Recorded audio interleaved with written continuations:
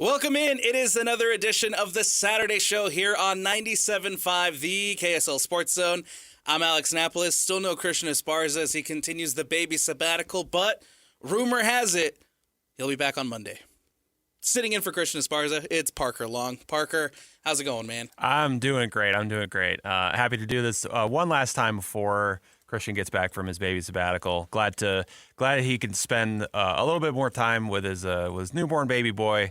It's really exciting. You only get so much time with kids like that. So Absolutely, he can take as much time as he needs. I'm happy to be here. I'll be happy when he comes back, though. Thanks for jumping on, man. Yeah, of course. Throughout the course of the last 3 weeks now. So we appreciate it. Sean, sitting behind the glass, pushing the button. Sean, all good? Oh, yeah. Great spring so far. There you go, man. We did have snow this week. We did. Yeah. Cold. Fantastic spring. But I feel like it works well because it is time now for the NHL playoffs. And so the snow helps us bring in the first ever NHL playoffs coming to the state of Utah. The full schedule is announced. You know the opponent. The Utah Mammoth will be taking on the Vegas Golden Knights in the first round. They do end up this season with a 5-3 loss to St. Louis, but at that point, no playoff implications. It would have been nice to see the Mammoth, end off the season with a win in a tune-up game, but you lose 5-3 and you move on, and now all the focus is on Vegas, and all the focus is on tomorrow night, 8 p.m. when Utah opens up Game 1 against Las Vegas. Yeah, ESPN making us stay up a little bit later than we're used to watch this, but it's super exciting. Like I know when they came over last year, when they were the Utah Hockey Club, like we were all hoping that they would make the playoffs, and that was kind of pie in the sky at the time, but you could kind of sense that like it was sooner rather than later. And the fact that it is sooner, the soonest of soon, it feels awesome. And it's really exciting to have this. And the fact that it's not like, oh, this is going to be played at a neutral site somewhere. It's going to be here. Playoff hockey here at the Delta Center, at least 3 games.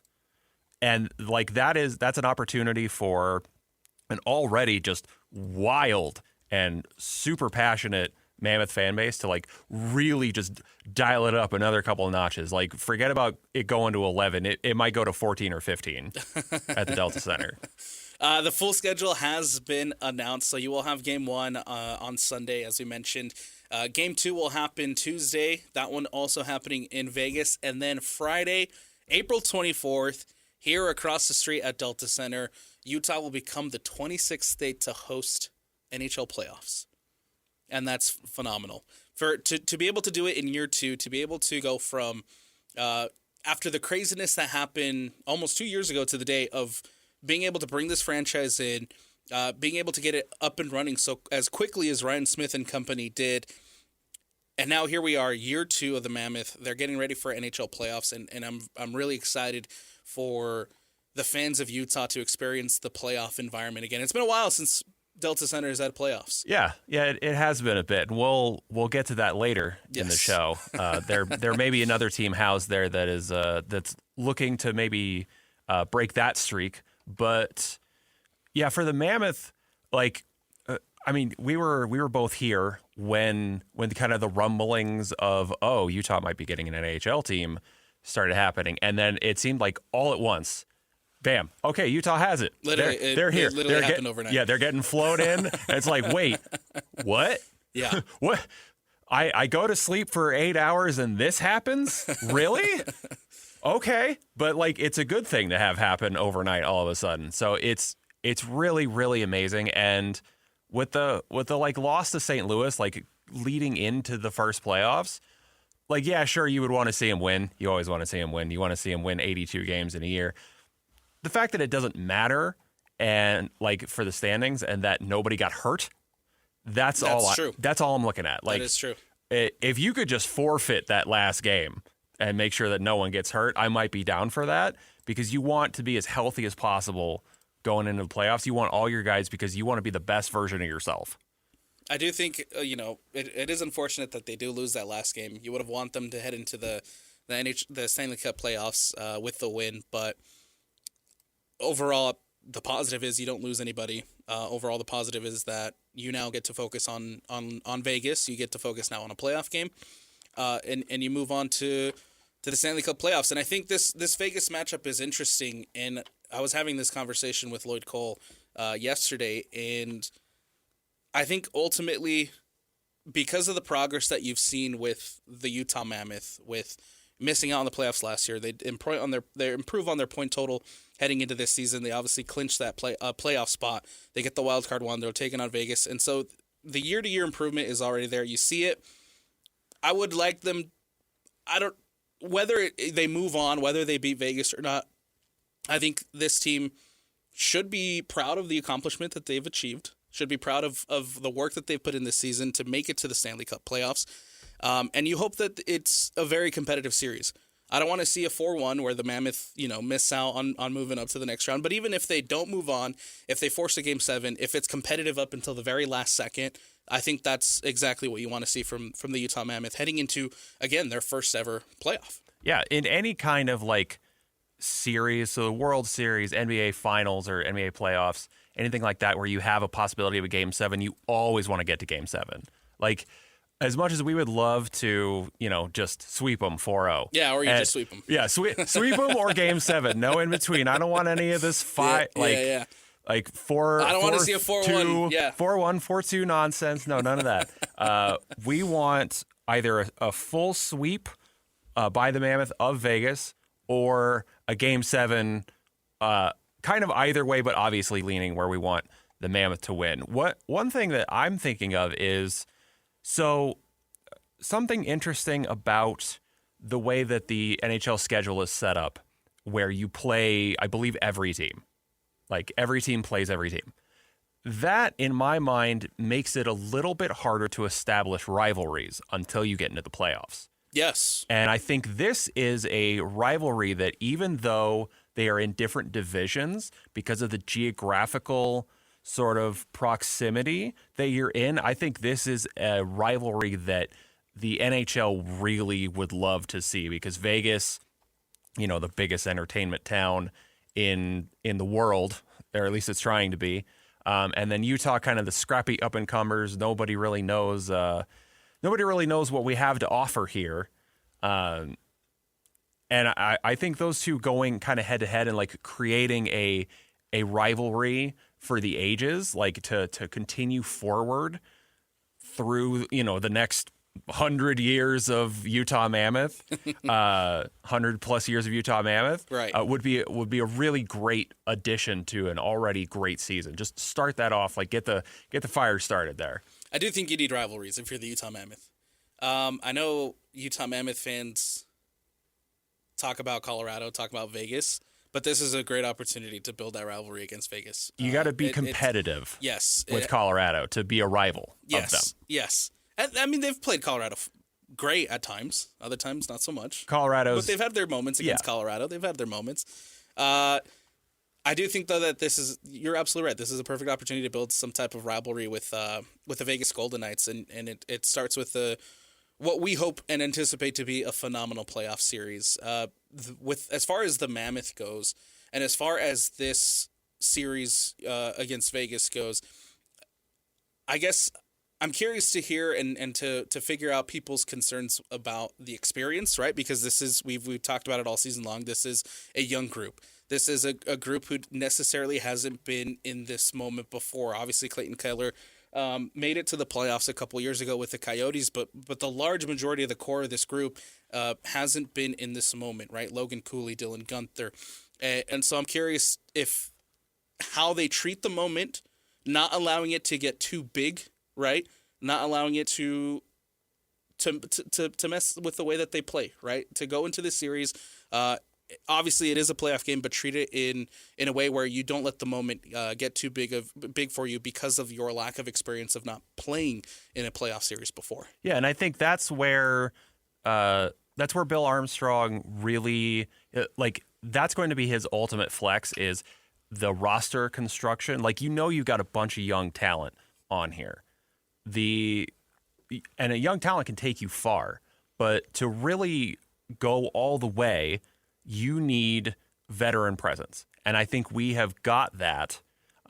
We've got that with guys like, Mackenzie Weegar, who we brought in, who, isn't like super old, but you have like Nate Schmidt, you have Kevin Stenland, you have, Veggie.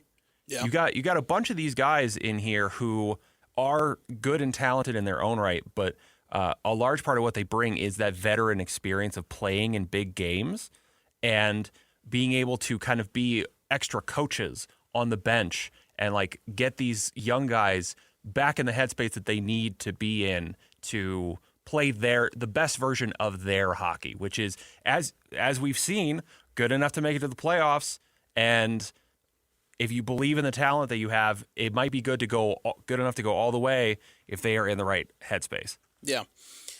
I'm also curious to see how the Mammoth face off against this Vegas Golden Knights, who, since the firing of their head coach and making some changes to that coaching staff, they've been on a little bit of a roll. They've been on a little bit of a tear, and Vegas has been great to close off this season. Obviously, they win the Pacific Division, and I'm curious to see how the Mammoth handle that, despite the goalie situation being a little bit questionable for Vegas. They have Hill, they have Hart, who have been not necessarily the great as far as save percentages go, and it feels like you can't win a Stanley Cup with a team save percentage below 80. And so I'm curious to see how the Mammoth attack that, despite Vegas being pretty solid defensively, and how they match up as far as size goes. There are concerns and there are looks at this Mammoth being a little bit undersized, and so I'm curious to see how they'll match up with Vegas as well when it comes to that. I think the size thing is interesting because you can kind of play around that a little bit in terms of like creating space, not being as physical necessarily, not trying to, you're not like 5'10", 5'11" Kyler Yamamoto trying to take down a 6'6" guy, a 6'6" defenseman or whatever. I mean, not to say that they can't, that like the smaller guys can't do that, but maybe that's not like the best way forward. So like, but where this Mammoth team thrives is on their speed and their puck handling and their skill, their shooting.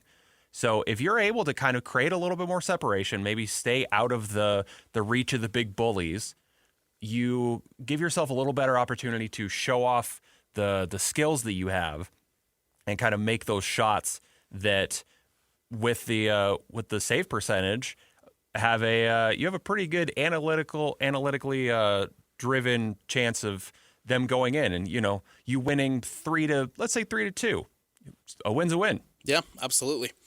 One of the guys with playoff experience, plenty of playoff experience, Nate Schmidt. He met with the media yesterday after practice and sat down with the media and talked about the Utah Mammoth taking on the Vegas Golden Knights. So here is Nate Schmidt, defenseman for the Utah Mammoth. Welcome to the Stanley Cup playoffs this 2026 season. You've been here before. Last year you won. As someone who's been through this process, what are some of the details that someone wouldn't know about playing playoff hockey? Oh, goodness. The game changes. Outside of just the stakes being higher, just the overall style of play, where goals are generated from, where opportunities, how important special teams are, and just being able, in my opinion, just the emotional roller coaster that is the playoffs. Score a goal, you're going to win the whole thing. Give one up, feel like you're going to lose the whole thing. But that's the exciting part about it. That's what makes it so fun. It's the reason why every year everyone always talks a little bit more about how awesome the Stanley Cup playoffs are. And this year we got new teams that have come in and experienced the first time. You see the Battle of Pennsylvania back. There's a lot of awesome headlines for this year that's going to make it unique and fun. Being a veteran on this team, someone who has been through it, what have the conversations been like in the locker room, whether one-on-one with players, just general themes during games about staying calm? What have you and others discussed?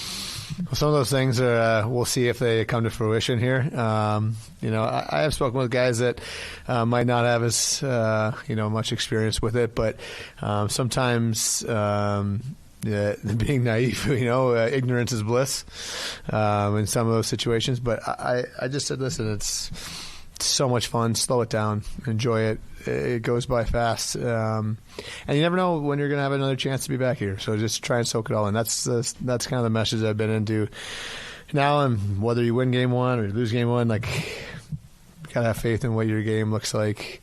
It's a long series. That's why we play 7. You and John Marino have been together practically the whole season. You guys are one of the best shutdown pairs in the NHL. You've talked about your communication being so strong and that you love to talk with him and he talks back. But what about your skill sets being similar and your game style being similar allows you guys to read off each other so well, get the puck up ice quickly, and allows you to be so effective? Well, I think one of the big ones is, the familiarity in our game with each other. I know that the communication part, we've spoken about that. I know that's a big part of it.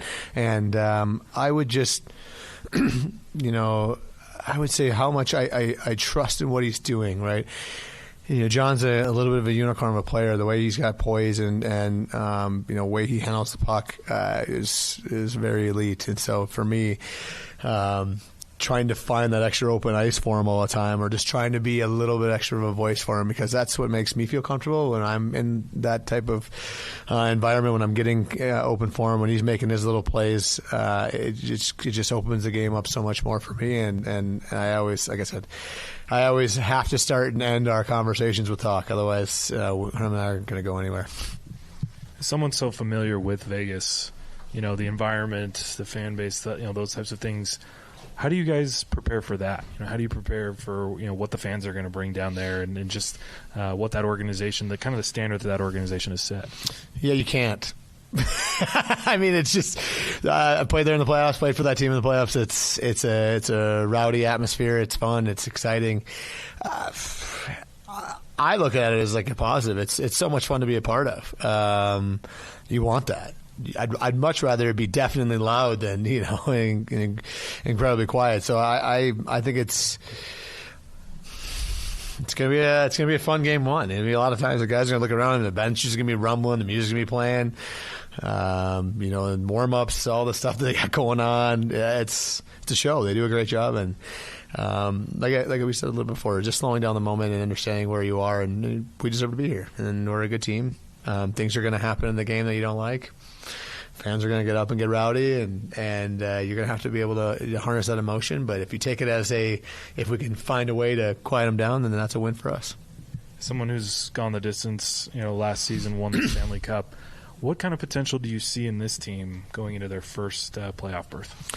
I mean, we have a lot of youth, a lot of young legs, and one of the biggest things that I love about our team, we have a lot of experience on our back end, which I think is really important. Come to the postseason and being able to handle some of the matchups that you're going to have to play as you move forward, whether it's round 1 or round 4. Like, you're going to play against great teams, no matter how you look at it. Great lines and guys that are feeling it, right? They wouldn't be in the lineup if they weren't, right? And so I love the idea that our guys are quick, they're fast, they're in this time of year for the first time. It's going to be the youthfulness is going to be something that I'm excited to see, and when you can put pressure on teams and continue to roll over them and roll onto them and get your puck in and let our speed kind of dictate the pace and how we want to play, it makes it hard. It's really hard to play against, and we've shown that this year when we want to do it and when we're good at doing it, it's tough to play against. A lot of those guys on Vegas' squad. How do you guys defensively slow them down, that offense? Well, they've been playing really well lately. I think that over the last 9 games, they've really climbed even higher in their goals for. But the playoffs is about the dirty areas. It's about the deflections. It's about taking away time and space when you can. But I like how I mentioned it before about our defensive being pretty veteran and understanding where where the space is on the rink, especially in the playoffs. I think that's going to be a big part of the series. It's, I always like to take ownership of our D, and I think it's a huge part. And I always think that we're kind of a driving force to the game. If we can get our forwards the puck with space, they are going to be able to make some plays and make us look good, right? And vice versa. If we can eliminate their time through the neutral zone, because they got a lot of guys that like to carry it. A lot of guys that can make plays inside the zone if you allow them the time and space. So I think the series is going to be indicative of that. Who's going to be able to slow down the other team's speed? How do you effectively, Vegas is a team that likes to hang on to the puck, kind of like what you're talking about. How do you effectively shrink the middle of the ice and make sure that they have a tough time when they're in that area? I think just starting with the pressure up ice is not letting them kind of cycle back and get that motion through the neutral zone. That's a big one this time of year, is not allowing the free pass. Whether it's a change, someone's going to have to stay out, and you have to do the job. You got to stay out even if you're dead tired. Making sure the goalie doesn't throw the puck up the ice and beat somebody on a change. Like, it's those little things that kind of opens the game up, especially for a team like that wants to get in, drive it deep, delay, hit some of their defensemen that come in the rush that like to kind of jump in that area. So it's going to be a series, in my opinion, that kind of revolves around that. If we can slow down that neutral zone, it'll make a big difference. You've been in a lot of playoff series over your career. Starting a series on the road, how big is it to get a good start in a game one when it's on the road? I want to say before last year, I would have told you it's incredibly important. You got to go try and steal one, and you look at it that way. Last year was something that kind of gave me a little bit new perspective of how a team kind of views themselves and how they want to approach games. I remember we came home after being down 2-0 to Toronto, and there was no panic in our team. It's like, listen, if we continue to play the way we want to play, we continue to play our game, things are going to turn for us. Things will start to happen, and that's what happened in that series. We won 4 of the next 5 games because we made it hard every single time. Teams might be able to do it for 1 or 2 games.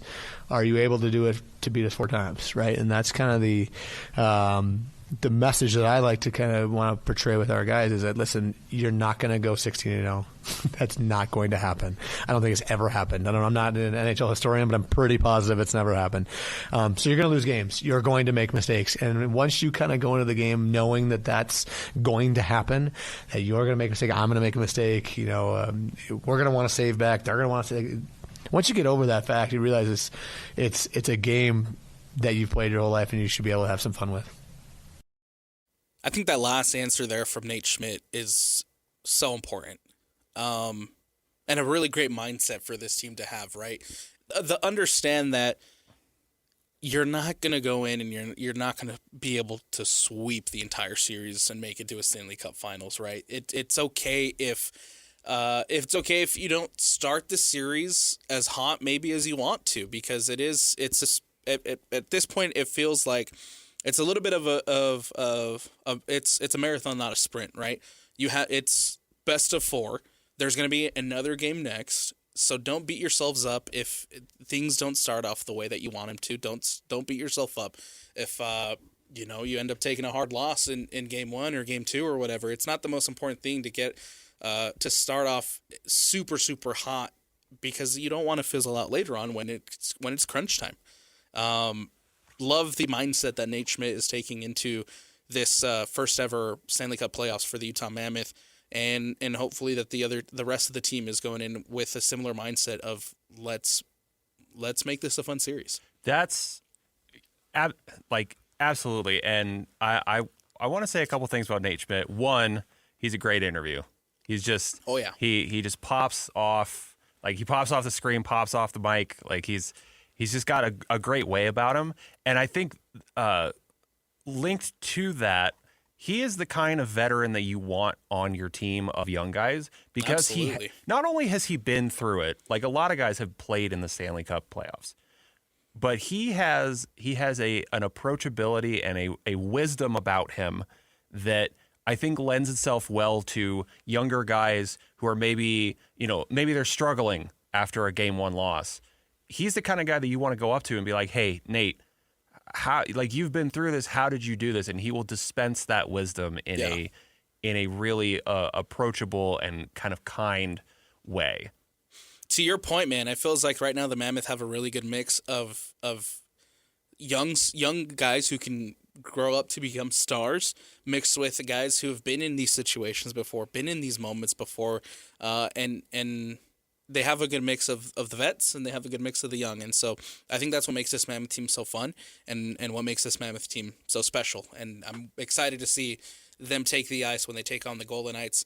As far as the rest of the NHL playoffs and the rest of the NHL Stanley Cup bracket goes, The Avs facing off against the Kings, the Stars taking on the Wild, the Oilers taking on the Ducks. Those are the matchups in the Western Conference. In the Eastern Conference, you have the Sabres taking on the Bruins, the Lightning taking on the Canadiens, the Hurricanes taking on the Senators, and then the Penguins taking on the Flyers. I have a hard time seeing anybody else other than the Avalanche making out of the Western Conference. Yeah, I mean, they're President's Trophy, most points, have looked like it all season. Like, this isn't a fluke. It's not wrong to go chalk. Like, as much as things like March Madness have taught us, maybe we don't want to go. True. Maybe we want to see the Cinderella, and we Give us the upsets. We do want to see that. If I'm a betting man, which I'm not, I'd probably be taking the Avalanche. Like, that's safe. In the Eastern Conference, I think I love the story of the Sabres. But I think the Lightning have a good shot of making it out of the Eastern Conference. That's an interesting one. Yeah, I would probably go chalk here as well with the Sabres, but I like the idea of the Lightning, at the very least making it a contest. If Sabres end up beating the Bruins, sorry, Sean, just for this How dare you, dude. for this hypothetical. In that case, if the Sabres and the Lightning play, that is going to be a must-watch series. Absolutely. Sean, who makes it to the Stanley Cup Finals? I'm having a tough time with Carolina. I think is so good, but they tend to choke when it comes to the playoffs, and so I have a tough time picking against them. But at the same time, it's fun to watch them lose. So I am with you. I think the Lightning, mostly because of the inexperience of that top, the Sabres. Top side of the bracket. Yeah, it feels like the Lightning are primed to make it to that Stanley Cup final, and then out of the Eastern Conference, and then of course I would just have a hard time seeing the Avalanche falling before a Western Conference finals, and even again making it to the Stanley Cup finals. So we'll see. I'm very excited for the Stanley Cup playoffs to get going. They all starting up today. First game of the day coming up with Carolina and Ottawa at 1 p.m. local. The Mammoth taking on the Golden Knights tomorrow, 8 p.m., and I think the entire state of Utah will be tuning in and watching. We got to take a break here on the Saturday Show. When we come back, we'll dive into some college basketball. It's been a big news as far as, again, the transfer portal goes. Rob Wright returns to BYU, and Alex Jensen landing some transfers to come into Utah as the rebuild for the Utah program continues. More on the other side when we return here on the Saturday Show, 97.5, the KSL Sports Zone. Welcome back to the Saturday Show, 97.5, the KSL Sports Zone. Thank you for making us a part of your Saturday morning. I'm Alex Napoles. That's Parker Long as we take you through the week of sports here in the state of Utah. The transfer portal remains open until April 21st. As far as the hoop side of things goes, BYU and Utah making some great moves, I think, this week. And we'll start with Utah. We'll start up on the hill and talk about Alex Jensen and what his crew's doing. The latest coming out, they have the transfer from UVU and Jackson Holcomb coming over, and then Taysom Chapman also committing to the University of Utah. And it feels like this is such a pivotal offseason for Alex Jensen and that men's basketball program, because my question remains, coming into year 2 now of Alex Jensen, is how long is the leash for Alex Jensen? What I mean by that is, obviously, it's a big rebuilding moment for Utah basketball. We know where they were at this past season. At times, the team really struggled. They did show some signs of improvement, but it feels like a majority of those guys have now jumped into the portal and have moved on. And I'm curious, how long is the lease of for Alex Jensen? How long does he get to get this program off the ground, up and running? That's the question for any new coach. You can't.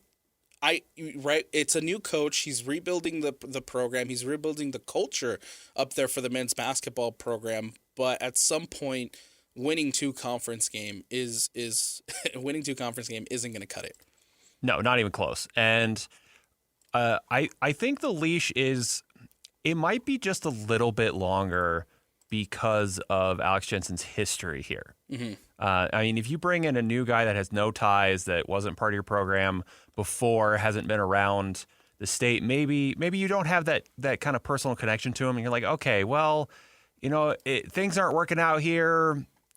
We're just going to part ways and see how things go. I think Alex Jensen, he ended up inheriting a lot of stuff from the previous regime, and like you said, this is a pivotal offseason for him building Alex Jensen running Utes basketball. Yeah. Like you could kind of tell there was a sort of chemistry missing last year, and I think that's probably what they're going to prioritize. Is like not just the utmost skill, because you're quite frankly you're not going to get the AJ DeBonces of the world, right? You're not going to get the Cam Boozers, like the highest profile guys. What you're looking for is a bunch of guys who are really good, who end up working well together and can play the style that you want. And I think that is probably the outlook that Alex Jensen and his staff have. Like, hey, let's get these guys. Yeah, they're not the highest profile. They're not, maybe the highest ceiling, but they're the guys that we want, and they're going to play well in my system with this culture and here in this place, and we're going to turn this around our way. Yeah. I think Utah fans give Alex Jensen the pass, of course, for the year one. Him getting hired at the time that he did, weird timing for him to come in and completely rebuild the team. Did the best he could with the time he had, and it ended up with 2 conference wins. And it doesn't make it easier that you're in the Big 12, one of the best basketball conferences in the entire country. It doesn't make it easier that you have to play the Arizonas, you have to play the Iowa States, you have to play the Texas Techs, and everybody else who was good in the Big 12 this past season. It's a mountain to climb. It's a big mountain to climb, and it's very important for Alex Jensen to hit on transfers, to hit on recruits coming into this season.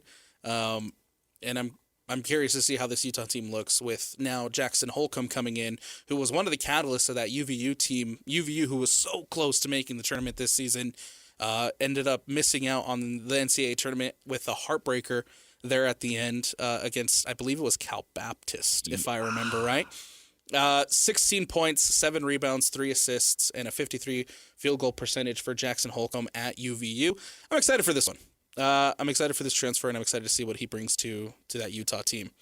Tayson Chapman, the sophomore out of Ohio State, not as much playing time, not as much of a focal point as Holcomb was for UVU. He's only averaging 4 points per game, a rebound a game, and a 46% field goal percentage. So I'm curious to see what his role will be with Utah this next season. But again, Alex Jensen has a really important summer ahead of him.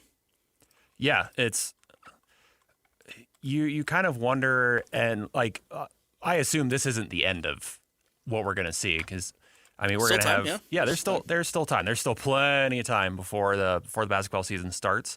Like I said, you gotta build the roster with the guys that you want, and you gotta find those sort of like those kind of intangibles, like the high character, the good chemistry, good teammate, and then also just like those little talents that guys have, and like really lean into them. I think of Isaiah Collier from the Jazz. He isn't what you would call like an all-star, dominate the game kind of point guard, but his talent is to find passing lanes where there are none. Yeah. And like that is just one example of a trait that you can utilize when you see it, that can give you an advantage over other teams, which, I'm not in that room. I don't see these guys, but I have to assume that there is something to build off of here, that they have that they have these abilities that they can kind of leverage and build around. A week ago, we were sitting here, Parker, and we were talking about everything happening down in Provo. And I think at the time that we were here last week, it seemed I said not to worry at BYU fans, because there was still time to bring in transfers, there was still time to construct this roster, and there was still time to get things going. Sure enough, they take the week to get things going in the right direction, and massive pickup with Colin Chandler coming over from Kentucky. They pick up Tyler Betsy from Syracuse. They pick up Jake Wallen, former Timpview? The former Timpview man. And then now back after spending some time at Clemson, now back with BYU. And more importantly, too, and I think just as important as picking up those 3 out of the transfer portal, you get Robert Wright to come back. You get Rob Wright, who decides to jump out of the portal, decides to stay with this BYU team. And I think that's a big piece of what's going to make BYU successful this past season. And him coming back, I think, is big for BYU. Oh, yeah. Oh, definitely. I think the funniest thing about Rob Wright going into transfer portal, he's going to transfer to Kentucky. Yeah, the rumors are swirling. He goes, he goes to Kentucky. Yeah. He gets the offer from them, and he's like, no, I think I got it really good in Provo. Like, I don't know why I would leave if the money's comparable. And then, this probably didn't happen, but on his way out, he's still like, hey, Colin, do you want to come with me? Like, come on, let's go back to Provo. Let's put on a different blue and white. Like, yeah, absolutely. It'll be great. You'll love it. I think I don't blame Rob Wright, and I don't fault him for going into the transfer portal and seeing what the value is out there for a guy like him and seeing what the worth is out there for a guy like him, and him trying to capitalize on his NIL. Whatever the number was at Kentucky, it worked out in BYU's favor as he decides to come back. And I think now with the transfers that you're bringing in, with Rob Wright being able to come back, with some of these recruits that are coming in for BYU, specifically a guy like Bruce Branch III, it seems like the roster construction for BYU basketball is in a much better spot than it was, again, where we were a week ago. And that's why it felt like it wasn't time to hit the panic button yet for BYU fans. It wasn't time to necessarily freak out over everybody jumping into the portal. The reality is most of the guys who jumped in the portal, except maybe a guy like Robert Wright, those guys underperformed. And we talked about it a little bit last week where the bench scoring was for BYU went from being one of the best in the country to in first year under Kevin Young to one of the worst in second year of Kevin Young. And so it seems like lessons have been learned by the coaching staff down there in Provo, and the roster construction seems to be in a better spot again than it was a week ago for BYU. I would absolutely agree. And one of the good things about the transfer portal is that it is a process. It is not, okay, guy enters, he's gone. It's guy enters, he can kind of explore his options, see what's out there, kind of use it as leverage to get a little bit more money. Yeah. And, that works out. BYU is, happy to pay a guy of his caliber. You saw he was one of the three guys. Like, he was one of the guys last year. And without Richie Saunders, it was him and AJ DeBonsa, and you saw that kind of fall off. So, like, the bench didn't perform. I think BYU has kind of learned its lesson in roster construction, where they are prioritizing depth. And again, you are getting a guy like Bruce Branch, who is really highly touted, top 10 prospect in the nation, a guy that can come in and be an immediate go-to guy, your big primary scoring threat. He's big, he's long, he's agile, he's got everything. I'm curious to see what their big three this upcoming season is going to be, because obviously last season it was Rob Wright, AJ, and Richie Saunders, and then this season I've already seen a lot of tweets and a lot of people poking fun at Colin Chandler being Richie 2.0. Look, if you're going to be Richie 2.0, that's not a bad thing. No, that's a good thing to be. That's a great place to be in for Colin Chandler. I do wonder if he's Richie 2.0. Does he have a connection to hash browns, or does he? It's tater tots. No. Richie has the connection to tater tots. He's the tater tot king. Yes. But does Colin Chandler have a connection to the hash brown patties? I get you. Or maybe Dino Nuggets. I don't know. We'll find out. Maybe he's the Dino Nugget heir. We'll find out. I think if you're BYU, you don't want a big three. You want a medium large 6. You know what? That's a good way to look at it. That's because that's the issue of, I think, why BYU missed the mark this past season, is because they relied too heavily on the big three. And that's not to take anything away from AJ. That's not to take anything away from Richie and from Rob Wright, who, again, I thought had terrific seasons. But outside of the big three is where they really struggled. So that's a great way to look at it. It's not just about your big three. It's not just about having and the reality is, when you have a big three like that, it can change teams. And it can change the outlook of how far a BYU team can make it in the tournament. But the issue, again, was with the roster construction and the depth. And so I think that's a phenomenal way to look at it. Maybe it's not a big three, but you need 5 or 6 guys who can come in and really be and really be the driving force of this BYU basketball team next season. Yeah, I mean, you really just have to look at championship caliber teams from the NCAA, from the NBA. I mean, look at OKC, look at the Thunder. They have got probably 8 or 10 guys that are starters, can be starters, and that's why they are the reigning NBA champions and the favorite to repeat. You need that depth because guys can't play all 40 minutes, but they shouldn't, rather. They can, sure, but it's not a good idea, and you need guys with different skill sets to be able to come in and slot in as you need to be able to adapt to what's going on, the opponent you're playing, all that kind of stuff. So I like BYU's outlook. I think we were excited about it last year because, I mean, AJ DeBonsa, how can you not be excited about him? Dude's electric. He's super exciting. Absolutely. Bruce Branch, also super exciting, but the cast surrounding him, also pretty exciting. Yes. That's a great way to look at it. It's not just about the big three. It is about your depth. It is about having guys who can come in and make differences even when your big three isn't firing on all cylinders. And that was a big issue. That again was a big issue for BYU this past season. So love what BYU is doing in the transfer portal. We'll continue to see how that takes shape as the end of the portal is coming up here on April 21st. For Utah State and Ben Jacobson up there in Logan, the work continues to build a Utah State team in year one of the Pac-12. Recent reports coming out on Twitter this morning saying AJ Bates, a point guard out of Louisiana Tech, has committed to the Aggies, and then you have Jax Allen, point guard out of Orem High School, who is going to the Aggies as well.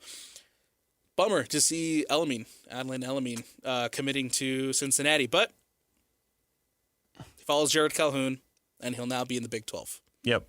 I mean, you could see it coming a mile away, potentially. I mean, you wanted Elamine to stay because he was great last year. He had a lot of upside, a lot of potential. I get why he's leaving, though. Like, I wish him the best of luck. Same with Coach Calhoun. It's sad to see, but it happens. It's part of the game, and you kind of move on, and you just kind of replace as best you can. I'm excited to see how Calhoun does in Cincinnati and how he fares in the Big 12. I am excited to see how Adlin Elamine takes on over there in Cincinnati, but I'm more excited to see how the Aggies take on year one of Pac-12 basketball. Utah State in the Pac-12. Sounds weird. Still taking time to get used to a little bit. We got to take a break. On the other side, we'll jump into technical fouls, the funnier, sillier stories of the week. We'll break those down coming up next here on this Saturday show. It is 97.5, the KSL Sports Zone. If you're coming from the street with dirty shoes on your feet, that's a technical foul. If you switch the radio to some modern music show, that's a technical foul. If you touch the thermostat, you'll get hit with a bat. 'Cause that's a technical foul. You will feel my wrath. That's a technical foul. Personal foul, 69, offense. He was giving them the business. A technical foul. Welcome back to the Saturday show, 97.5, the KSL Sports Zone. Alex Napoles and Parker Long taking you through this beautiful Saturday morning as we jump into our technical foul segment. And we'll start with probably the one that affected, I think, the most people in the around the globe, around the nation this past week. And it, of course, has to do with the Heat and Hornets playoff game. Everybody, I think, was tuning in and watching.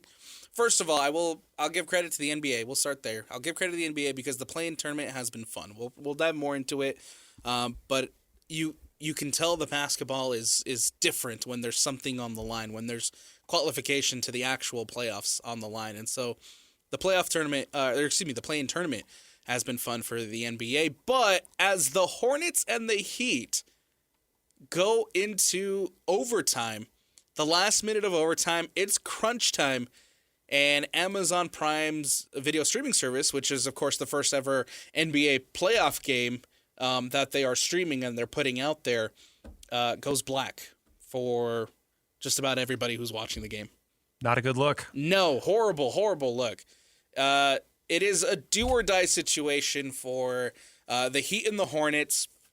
There's 48 seconds left on the clock. I think at this point the Hornets are up by, I want to say it was 2 if I remember right. But it's do or die situation, and you miss out on the rest of the game because the Amazon Prime broadcast cuts out. We did, so we only missed out on one play actually. So I was here watching that game, and it was. You got it back? Yeah, no, we got it back. Yeah, I didn't get it back. It was crazy. Yeah, so we got it back. It just stayed black for me. Yeah, I couldn't finish the game. Yeah, it was me and our producer Bean. We were here and we were watching, and we both kind of started screaming when it's 48 seconds left. You got like everything on the line, and we're sitting there like, wait, what's happening? And then you miss a LaMelo Ball layup. The lead goes to 5, and we ended up getting back the last 30 seconds or so of the game, which was awesome. That game was incredible. And I'm sorry that you didn't get to see the last of it. I'm so bummed I missed out. That hurts. That hurts me even more now. So technical foul on Amazon Prime. They did issued a statement, they apologized and whatever, but they missed out on they sent it to technical difficulties in one of the most important moments of the NBA season, which came in the first game of the NBA play-in tournament. Parker, what's going on with this former Alabama player? Oh, okay. You're going to like this one.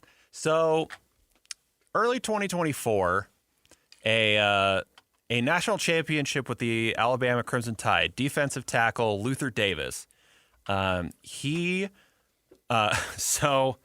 This feels like a plot out of a sitcom or a bad comedy movie from the 90s. I think I've seen movies that that kind of go like this. Basically, what happens is Davis he tricked a bunch of investors, a bunch of gullible investors, into giving him loans for millions of dollars. And the way he did this was to put on disguises, present fake IDs using pictures that were publicly available of current NFL players to impersonate them and con these investors out of money to buy real estate, jewelry, cars, all kinds of stuff. Now, Alex, I have a question for you. If someone called you wearing effectively a false mustache and said in an unconvincing accent that I am X person, would you give them all of your money? No, absolutely not. I would probably need to see more proof that they are who they claim to be. And would you... That seems like that would be the smart, logical thing to do. Would you want to meet this person in person if you are... Oh, definitely. Yeah, to maybe see, if you're dealing with millions of dollars, $4 million here, you would maybe want to see, is this person real? Is this who I think I'm dealing with? Because you're not giving someone $20. Right. Like, you give someone $20, you get conned out of that, not a big deal. You're a little bummed. $20 million in loans, according to the federal court records. This guy didn't just scam out, a couple $100,000. It was $20 million from at least 13 different loans, which means that this worked on 13 different people. That's crazy. Like this. That's crazy. This Pink Panther level disguise. This Steve Martin Pink Panther level disguise. Yeah. Not even Peter Sellers. Like this Steve Martin Pink Panther level disguise worked on 13 people with more money than sense. Yeah. The court documents say that the identities that were used by Luther Davis was impersonating quarterback for the Atlanta Falcons, Michael Penix Jr., former Browns tight end David Njoku, and Green Bay Packers safety Xavier McKinney, in order to get these loans. So we have a picture of him. We have a picture of Davis. Yeah. Up here. Does he look like any of those guys? No. Like, no, not at all. Especially, like, what gets me is Njoku. Because Njoku's got, like, he's got hair. He's got hair. Not only does he have hair, he has, like, the two-tone hair. Jeez. Where he's got, like, the blonde and the dark. Did he put on that wig? He must have. Like. He must have. It's baffling to me. $20 million, man. I'll tell you, that's insane. I'll tell you guys right now, if these guys wanted to give me that money, like, I'm not going to trick them. I'm just going to ask them, because apparently that might work. Just like, hey, guys, can I just, like, have Parker's applying for a loan. 20 million? No, not a loan. Not a loan. Oh, like, sorry. I'm not paying this back. They're giving me money because apparently they're just willing to give it away to anybody. So, Sean, what's going on with Jackson Smith and Jigba, man? So his senior season, final season, I should say, at Ohio State, he only played in 3 games due to hamstring injuries. He gets to the Seahawks. They find out he's wearing size 12 shoes. They scanned his foot. He's actually a size 10.5. So he's been dealing with all these hamstring injuries just because Ohio State wanted him to be in a size 12. I don't know who's letting him wear a size 12 when he's a 10.5. Was it him who decided to wear a size 12? And even if it was him, like, when you think of Ohio State, they probably have a really, really good, like, medical staff. They probably have really good equipment managers and really good people, around the facility. And, like, you think that at some point somebody would have been like, hey, man, you're not a size 12. Yeah, like, let me check that toe in that foot or in that shoe, in that cleat. Where does your toe go to? Come on. That's basics. 10.5, like, and then 12 and 10.5 is a pretty big difference. yeah. Exactly. There's a pretty noticeable difference. And so Jackson Smith and Jigba now wearing a 10.5 and probably isn't going to get injured as much. What a difference a shoe adjustment makes. You go from playing in 3 games in your senior season in college to the highest paid wide receiver in the NFL by changing your shoes. Just by going 2.5 sizes lower. 1.5. Oh, sorry, 1.5. We say don't do math on the air, but The Utah Jazz, the season is over. What did we learn about these players? What did we learn about Will Hardy? What did Austin Ainge and Will Hardy have to say about some of the guys that are going to be free agents this upcoming offseason? And we'll take a look to see how we ultimately grade this Utah Jazz season. On the other side, we got to take a break. When we return, don't go anywhere. It's 97.5, the KSL Sports Zone. Welcome back to the Saturday Show, 97.5, the KSL Sports Zone. Alex Napoles and Parker Long taking you through your Saturday morning as we switch gears a little bit here and focus on the Utah Jazz. The NBA season for the Utah Jazz has come to an end. You hope that next year the Utah Jazz are pushing for the playoffs. You hope that the next year the Utah Jazz are focused now on winning basketball games. And I did find it interesting that in all the postseason media availabilities, when people straight up ask Will Hardy, people straight up ask Austin Ainge, right? Is this team's expectation to make the playoffs? They shied away from it a little bit and said, "We'll wait and see. We'll wait and see, but we like what we got going on." yeah, I mean, you don't want to Temper expectations. Yeah, temper expectations. Like under promise and over deliver. Don't over promise and under deliver. Don't do that. Love it. Great way to approach the offseason, because it is a super important offseason here for the Utah Jazz, as they have some really important decisions to make. What happens to some of the veterans on this team, like Yusuf Nurkic, who I thought had an impressive season before he ended up sitting out the rest of the season with a nose injury? What's going to happen with Kevin Love? What's going to happen to, I think, the biggest thing that they need to figure out real quick, even before, even more so than the draft, I should say, Walker Kessler, and what's going to happen to Walker Kessler and his extension and where they're at with the Utah Jazz. But I think ultimately it's a successful season for the Utah Jazz in the sense that I think we learned a lot about the young guys, and we learned a lot about which players can find a spot in the NBA and which players can potentially come in and make a difference for this Utah Jazz team. Yeah, it's success is all about how you define it. Yes. And I think for the Jazz and for any team in a similar position to them, this season it obviously wasn't about winning. It was about seeing what you have so that you can win next year. And I think we saw a lot. It is going to hinge on a few things, like you said, Walker Kessler. Without Walker Kessler, if say hypothetically he is not part of the Jazz next year, what do you do? What do you do at center? Because he should be your starting center. He's the guy. He's been around the whole time even though he didn't technically get drafted here. Thank you, NBA, for making that even more confusing. But he's been around the whole time. He's a guy that you have a lot of faith in. You're kind of putting all your eggs in the Walker Kessler basket. Yes. There at center. Yes. Re-signing Nurk is good. He's a backup. He's a backup center, and he's a good one. He's a good guy to have. I think he'd be phenomenal coming off the bench. He should not be your starting center. So try and take care of Walker.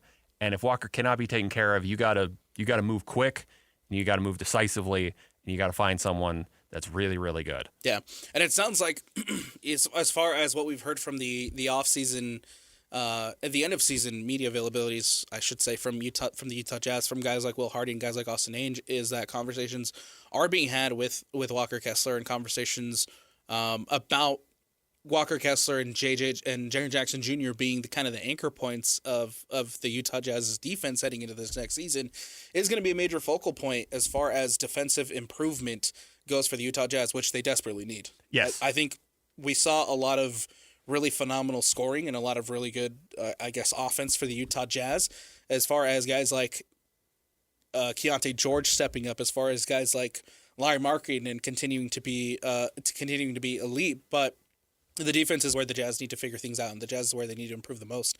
And here is the head coach, Will Hardy, talking about Jaren Jackson Jr. and Walker Kessler being the starting points for defensive improvements. Protecting the rim and owning the backboard is a really good place to start. The possession battle in our league is extremely important. You see different ways to attack that. There's forcing turnovers, and then there's the rebounding margin. And I think that if those two guys are together, hopefully we can do a good job of both, but it's not going to just be them. We've seen and learned a lot about it takes an entire team to protect the rim. It takes a collective mindset to protect the rim, and it takes a lot of relentlessness to rebound in our league now. The crashing is going up from your opponents, and with the amount of threes that are shot, the variety of bounce is up. So it's going to take the whole group, but those two would be a good starting point.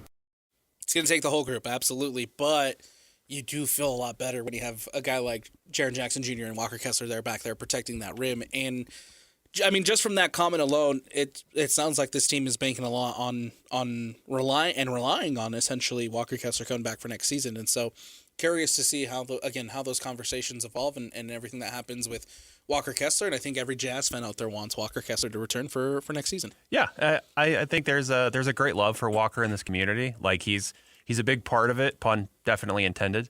He is a large man. Yes. In case you didn't quite get the joke, let me explain it to you. And those are good guys to rely on. Tripp has shown that he was one of the best players on that Memphis team. He's a great defender, and putting him alongside Walker Kessler, who is also a great defender and can put up a three every now and again, however many Will Hardy lets him have in a game, one or two or however many.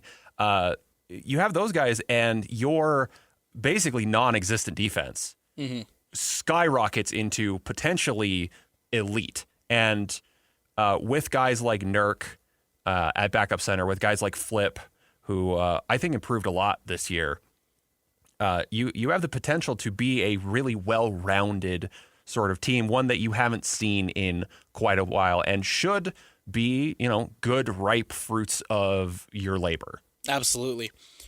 And again, as kind of Will Hardy mentioned, it is a good starting point for the Utah Jazz to come out with a guy like Jaren Jackson Jr. and Walker Kessler to be the starting point for defensive improvements, but it's got to be on everybody.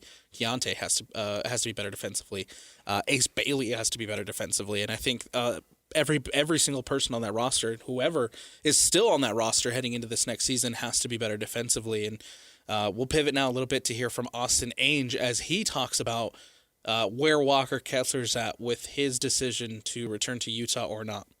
I had a great meeting with Walker yesterday. He had a tough year of rehabbing, and I was so proud of him and how he showed up. He was usually here at 8 a.m. doing his rehab and on the treadmill and doing what he could with the various limitations. He showed up with a smile every day. We're big fans, but we've got to figure it out this summer with the contract. Conversations like that and comments like that were made during the end of season press conferences, again, for both Austin Ainge and Will Hardy, just makes it feel like the organization has a lot of eggs in the Walker Kessler basket, and so they hope to have that resolved sooner rather than later. Yeah, and they need to. Like, if absolutely, he is part of the formula, you want to go forward with him because, like I said, if you can't, who's on the market is the thing. Like, who is a starting level center that you could get in a trade?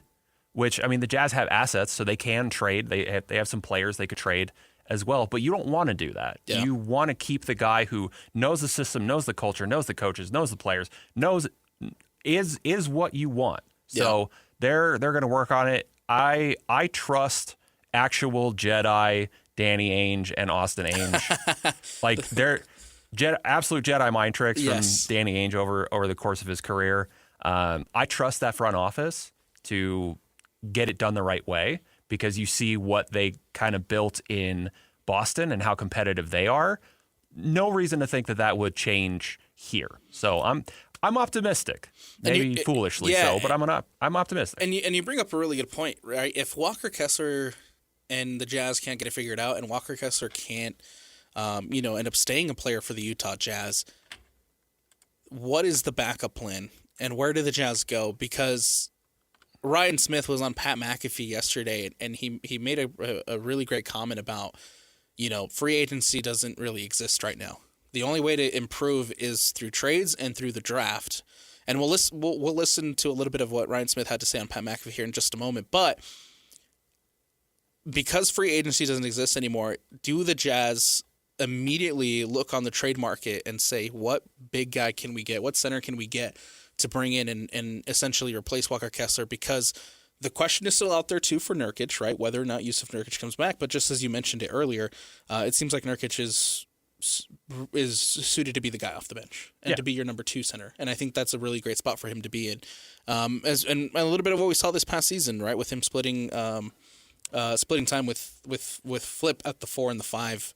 When Flip came in and played that 5, right? And so here's Austin Ainge talking about Yusuf Nurkic and Kevin Love and where they stand with re-signing and coming back with the Utah Jazz. I would say that we're always balancing the on-court needs with the locker room and leadership needs. Those guys were incredible for us all year, and I thought they both played well on the court. But Walker, Nurk, Kevin are all free agents, and that's a lot of bigs. So we're going to need some bigs for sure. We're going to need some bigs, he says. But he also lumped in Kessler in there. Yeah. Which again goes back to the earlier point of, hey, there's a lot of eggs inside the Walker Kessler basket right now. Yeah, I mean, and also, why wouldn't you, if you're given the opportunity, if you're Austin Ainge, why wouldn't you be like, hey, Walker, we love you, man. Yeah. Like, a lot of Walker love. We want you to be here. We want to make sure we get this contract done, that's part of the Jedi mind tricks you were just talking about. Yeah, exactly. He learned well. Yeah, he did. How would you ultimately grade this Jazz season? I know. It's a losing season, right? You're back into a position to win the lottery, but how do you ultimately grade this Jazz season, knowing that it was a season focused on youth development? So if we're going to go with the ultimately limiting A to F grading system that schools employ, I'd probably give it like a B or a B minus. That's crazy. So I thought so too. So, and my reasoning for that is we won't know for sure if this was an A+ season until we get to next season and we see the growth and development of these guys and we see how everything fits together.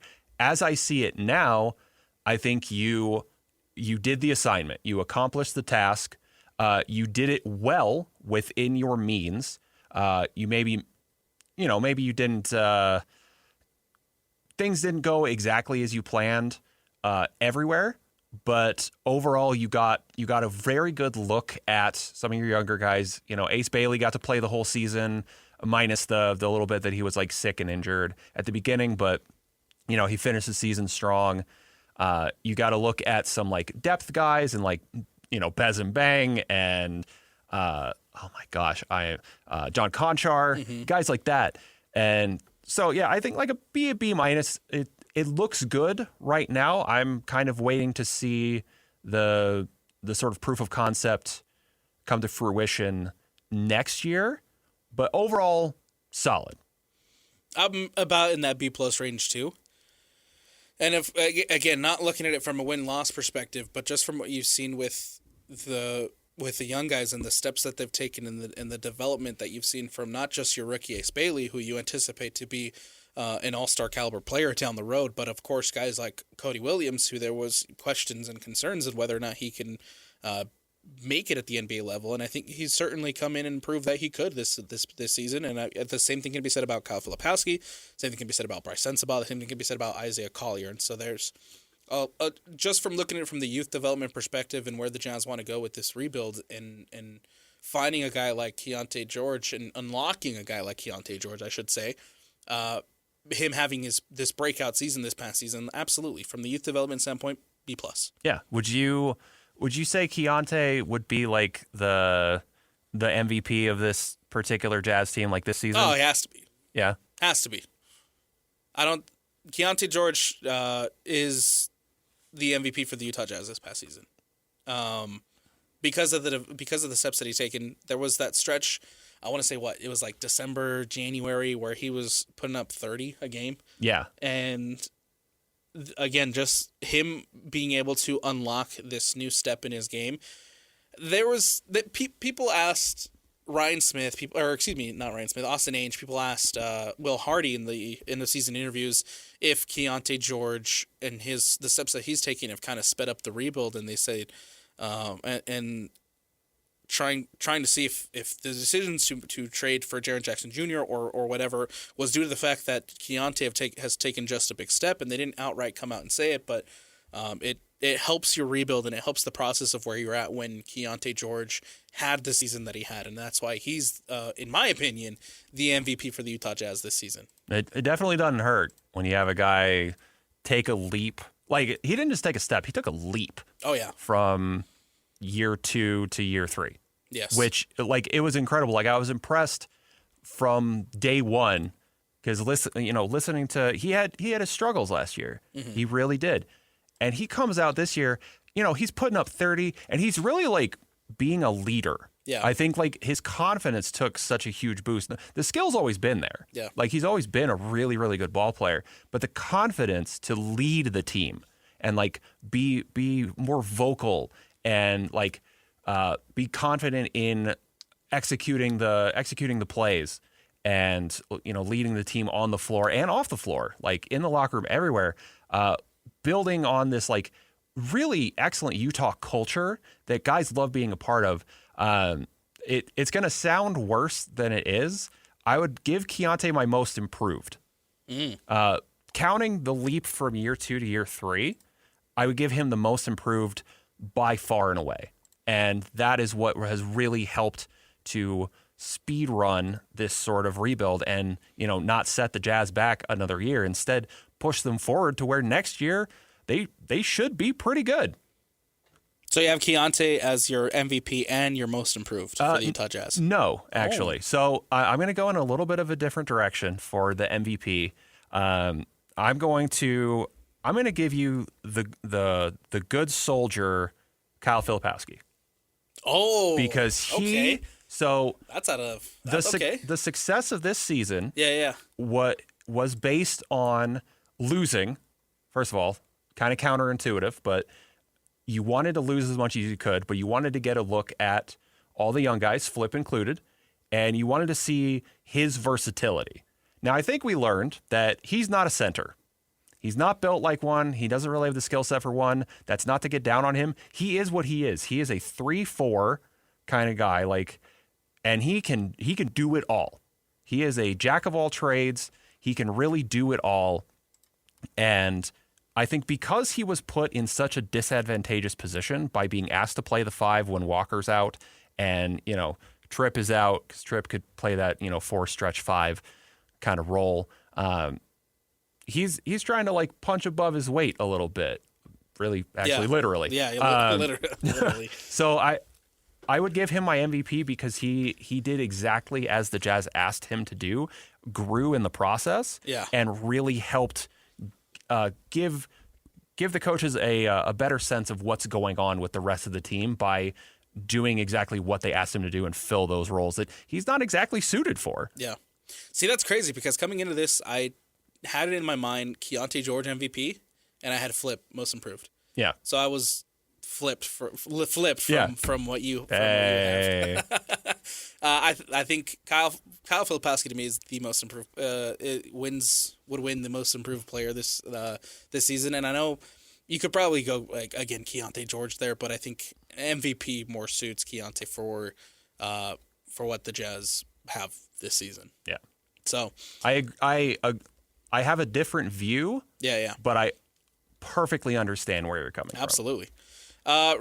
We talked about it too a little bit earlier with Walker Kessler being one of the most important decisions this offseason for the Utah Jazz and one of the most important matters of business for the Utah Jazz to take care of. And then, of course, you have the lottery coming up in late May. And Ryan Smith jumped on the Pat McAfee show yesterday, and he talked about how the lottery math isn't mathing for the Utah Jazz. Here's the owner of the Utah Jazz and his take on the lottery.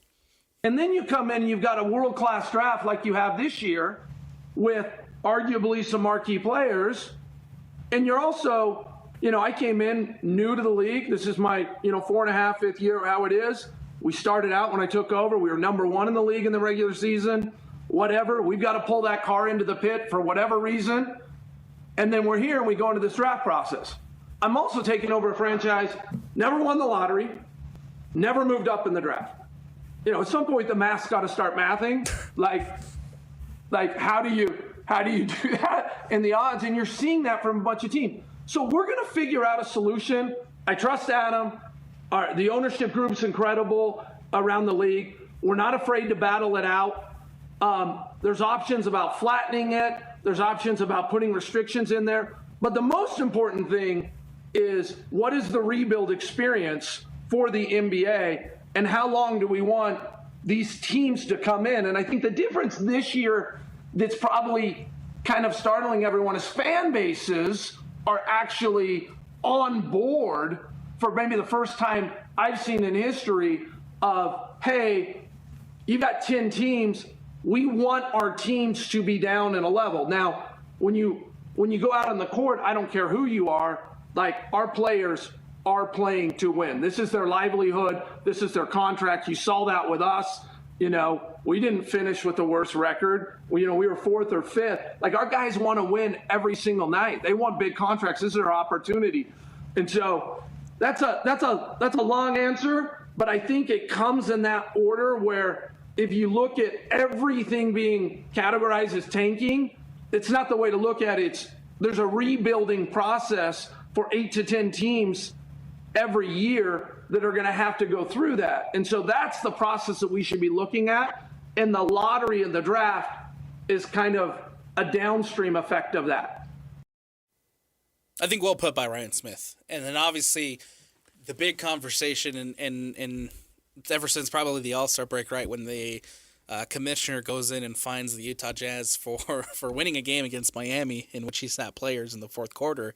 The big conversation since then has been the anti-tanking rules and the lottery reform that's coming up this summer. And so it'll be interesting to see what happens as far as the future of the lottery goes and as far as the future of anti-tanking. But it's so nice that the Utah Jazz, theoretically, next season will not have to be focused on that.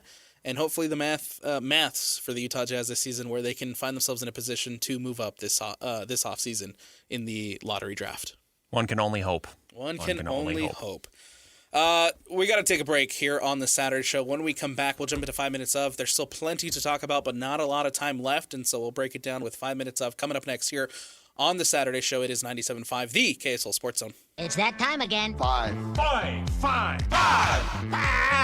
1, 2, 3, 4, 5 minutes. Only 5 minutes. Everybody got that?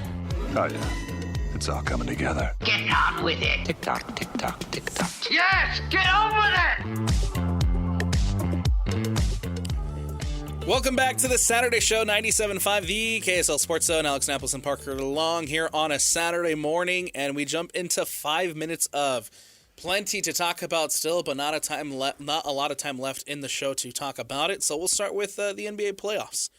We talked a little bit about it earlier with the play-in games happening. With the play-in games happening, and you have the Hornets, the Magic yesterday. The Magic ran away with it. The Hornets showed very little fight, and they ended up taking that 121-90 over the Hornets. And that comes after a phenomenal game between the Hornets and the Heat on Tuesday night, where the Hornets knock off the Heat 127-126. That game ended up going to overtime. We talked about it a little bit with the Amazon Prime blackout that happened during the game. But the big controversy in that one, too, was LaMelo Ball tripping up Bam Adebayo for the injury. Yeah. And you have to go essentially most of the second half, all of the second half and most of that second quarter without one of your best players, if not the best player on that Miami Heat team. I think pretty easily. Like even his insane game notwithstanding, Bam is probably the best player on that Miami Heat team. Him going out, I think, kind of caused the Heat to lose. Like, no excuses, obviously, but just looking at it, like what Bam brings to the picture and how close that game was, I think he's the difference maker, and I think Charlotte ends up falling, and you kind of see that where they really do a vanishing act against the Orlando Magic. They're just nowhere to be seen. Yeah. Dirty play, though. Yeah. It's unfortunate that it ended up happening the way that it did, but the Hornets move on. The Blazers and the Suns played a really, really awesome game. The Suns ended up coming back. They were on, I think it was like a 23-5 run at one point, and then the Blazers ended up taking it late, and they move on. And then the Wednesday night games, the 76ers book their ticket into the playoffs. The Warriors knock off the Clippers 126-121, and Golden State move on to last night's game where they end up losing. And I love the emotions, and I love the embrace that you saw Steve Kerr give his guys at the end of the game. And then, of course, that leads to the question of what's your future look like? Where are you coming back to the Warriors next season? And he basically responds with, I don't know, we'll see. Yeah. And he said that could be the last of we see with Steve Kerr with the Warriors, man. Yeah, and I think if you see a new coach come in, you see probably a new roster. Yeah. I think you see Steph and Draymond and Pajemski. And then outside of that, I think everybody changes. And maybe even you don't see those three guys. Something has to change because they just have not been title contenders in quite a while. They had that incredible run, what was it, 10 years ago? Something like that? Yeah. It's been 10. Quite a while ago that no one will ever forget, but you're not that anymore. So they do need to change, and maybe it's time for new voices in that locker room, a new perspective, new coaching, new players, so on and so forth. Seems like a lot of the fan base agrees that it's time for new blood. It's time for a change. A lot of the comments that I saw last night after the comments that Steve Kerr made again about his future were, essentially, thanks for everything you've done. Thanks for, everything you did for the organization, but it's time for something new. Ring of Honor kind of guy, I think. Yeah. Ring of Honor coach. 1,000%. Like 1,000%. You can't take away his legacy, but yeah, sometimes you just need a change. So we'll see what happens there with the Golden State Warriors, who, again, growing up in that era where they, what was it, 3 finals that they made it to consecutively? 4. 4 finals. Because I believe it was them in Cleveland 4 years in a row, and I believe the Warriors won 3 of them. That run was probably like my eye-opening moment to NBA basketball. Like that's around that time is like when I really, really started to dive into the NBA and really become a fan of NBA basketball and the product, and a lot of it has to go a little bit to the Warriors and Steph Curry and the legacy that Steve Kerr now, I guess, leaves behind with how great that team was. As far as the Western Conference goes, you'll have the Thunder taking on the Suns. You'll have the Lakers and the Rockets.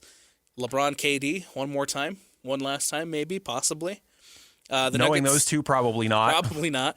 The Nuggets and the Timberwolves, and then you have the Spurs taking on the Trailblazers. In the Eastern Conference, you have the Pistons taking on the Magic, the Cavs and the Raptors. That game live at the moment, all tied up at 31 with 25 seconds left to go in the first quarter. The Knicks and the Hawks, and then you have the Celtics and the 76ers. for all the talk that we hear about the Eastern Conference being, down and the Eastern Conference being weak, with Jason Tatum back and the way that the Boston Celtics have closed out the season, I think the Celtics take the Eastern Conference. Really? I do. I think that is perfectly reasonable.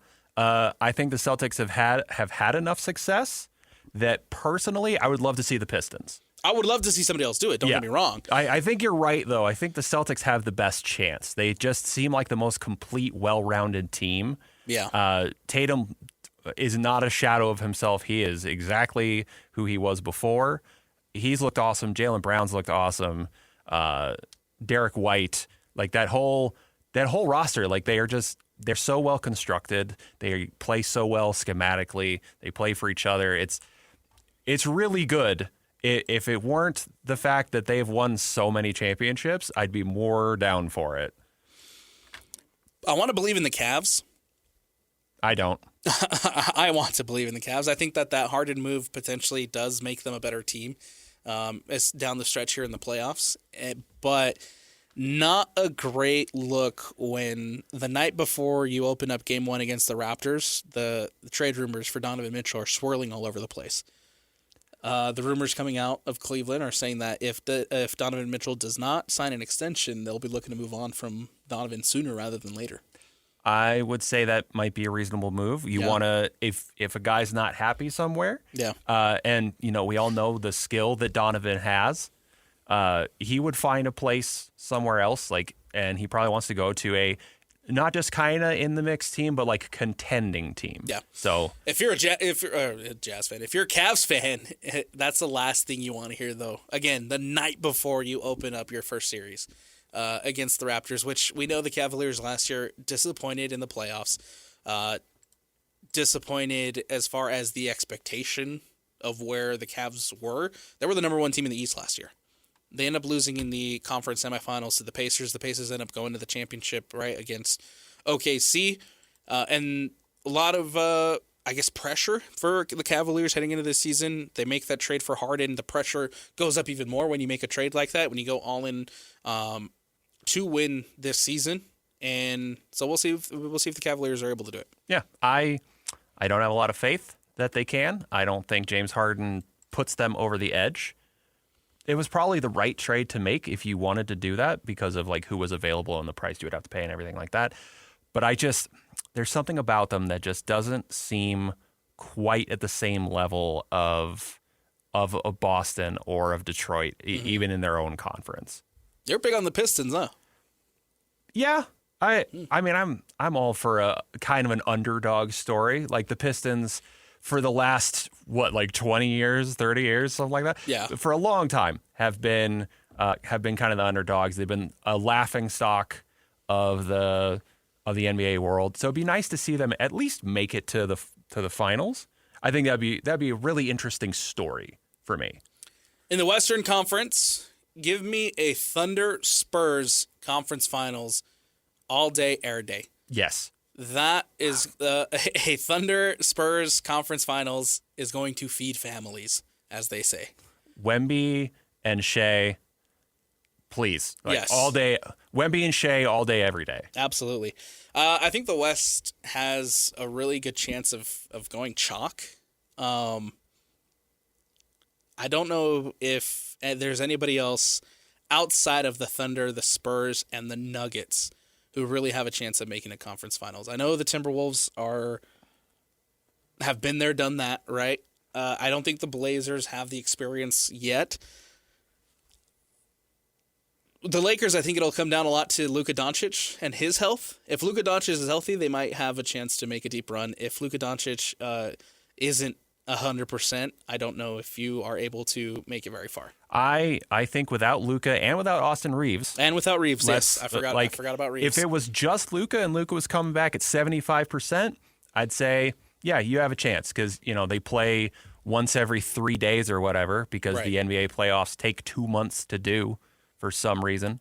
I think they would have a chance. But without Reeves and without 100% Luka, I don't think they have a chance. I think the Rockets take this one.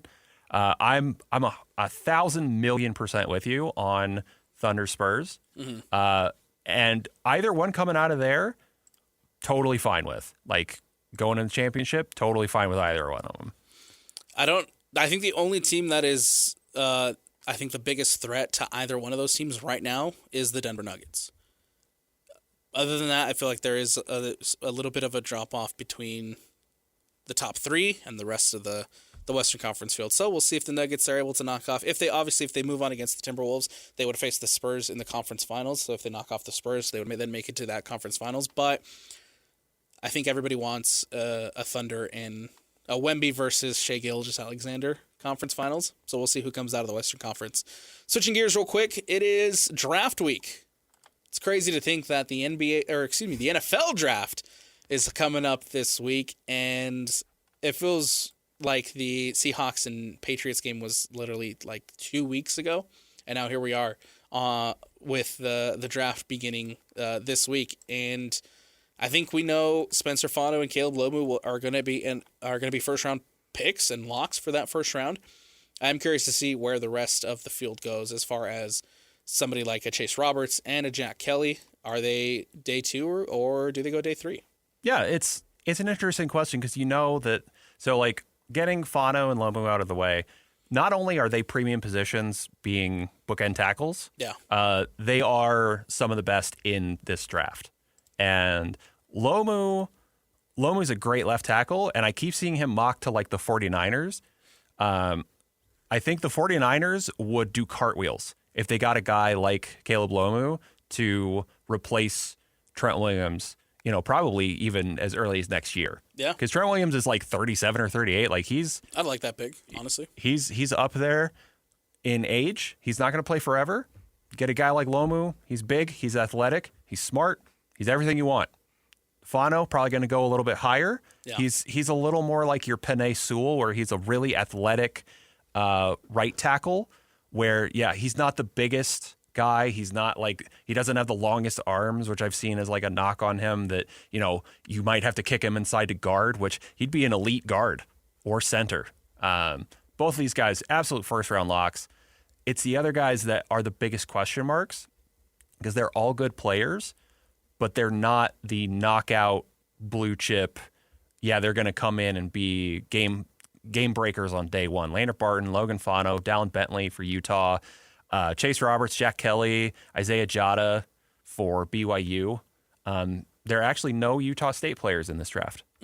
I looked that up, so we'll have to wait until next year to talk about more of them. But for Utah and BYU, like, there's a lot of talent there. But how that talent is valued it's a big guessing game, and that's part of what makes the draft so fun. You could see guys like Dallin Bentley, like Logan Fano, like Jack Kelly or Chase Roberts go, day 2. They could go in the 4th round, and you'd be like, yes, absolutely. Like, because we've seen them. We love what they do. We know how good they are. You could also see them slipping into, late day 3, but at that point, that whatever team takes them, getting great value. Absolutely. The NFL draft, again, happening this week. Everything starts up on Thursday. And we'll see where Caleb Lomu goes. We'll see where Spencer Fano goes on day 1, and then we'll see where everybody else lands on the day 2 or day 3 celebration of the NFL draft. That's coming up on April 23rd. We got to take a break. We'll wrap it up on the other side when we return here on the Saturday show.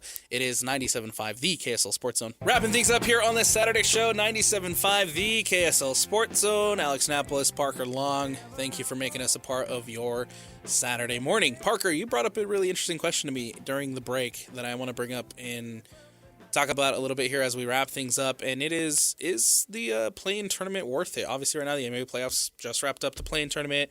The field is set, but is the tournament actually worth it? So I'll field this question to you because I'm the one that came up with it. You're asking me my own question. That seems unfair. But I'll kind of couch another question in there. So is the play-in tournament worth it for you as a viewer? Do you enjoy the experience of watching the win or go home basketball in the NBA? Absolutely. And do you feel like it puts the best product on the floor? Absolutely. I mean, you look at the games that just happened this week that just wrapped up. We talked about it a little bit in the last segment where that Charlotte-Miami game that went to overtime was phenomenal. I really, really enjoyed watching that Portland-Phoenix game. The Clippers and Golden State was super fun to watch as well. Like because the stakes are higher and because there is actually qualifications now to the actual NBA playoffs, and it's winner go home basketball. Like it is when there is something on the line, it is much more fun to watch. And I think that's part of the reason why people struggle with the regular season, how long it is, and how most of the times it feels like some games sometimes don't have as much hype if there's not, say, a Shai Gilgeous-Alexander playing, Wemby, right? There's not a big storyline like that heading into a game, whereas you look at the play-in tournament and every game is a winner go home, and I think that alone builds up really great excitement for it. Yeah, I think I 100% agree. And what kind of prompted this question was, we're coming off of the NCAA tournament and how exciting that is with every single game being win or go home.